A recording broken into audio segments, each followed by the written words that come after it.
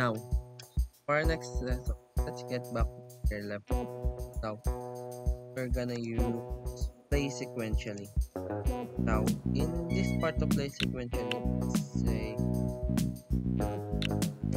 and say there's a song, say music that you want, instrument, and let's say, let's some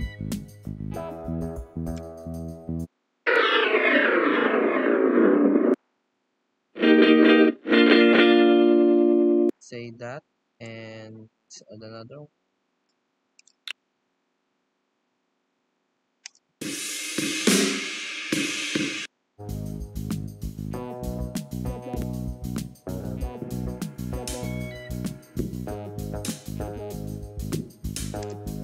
What that connect it. Now, as you can see, the first part is much more longer and play more sequentially. Let's hear it.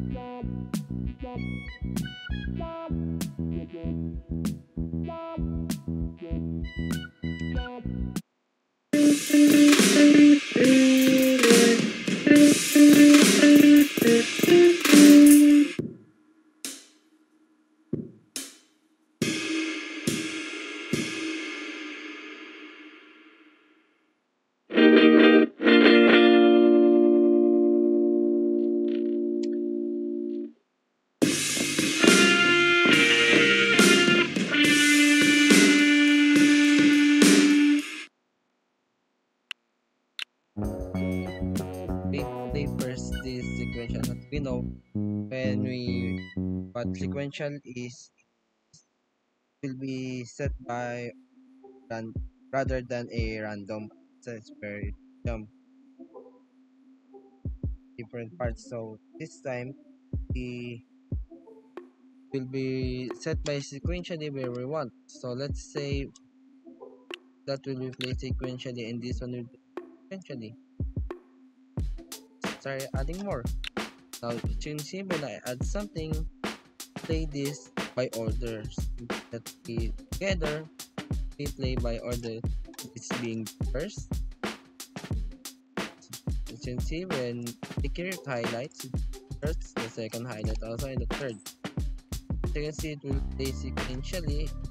For that, we say this, that will play one. So can also, and this can be also repeat. You can repeat this function as many times as we want until we're satisfied. So say we want the sequential play over here at the end part. Let's pick the sound that we want. Say here, find something. Now, after this again, first let's add some that rhymes to it again. We'll say that as you can see, take this word as function.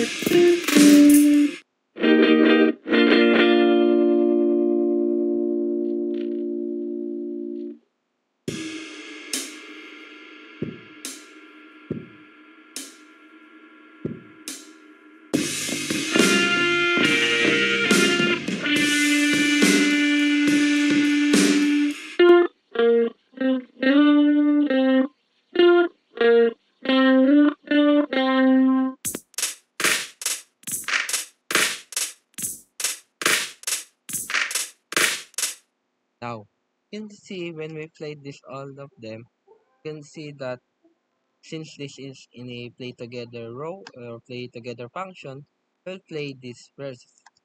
See, and since we now use a sequential function, it now play this part, which are played in order. They won't be played together, but they are stick together in a row that will play sequentially. And as you can see, we use another play together. We'll play this all of this instrument together again. And the last part is play sequentially. Most of the time, this is what you can do with the sequential function where you want a set of instrument or set of music or set of beat that you want play sequentially in order. This is the function that we use in order for that to be played. So now that's the end of our lesson, and I hope you learn how to use the sequential row or sequential function in music.code.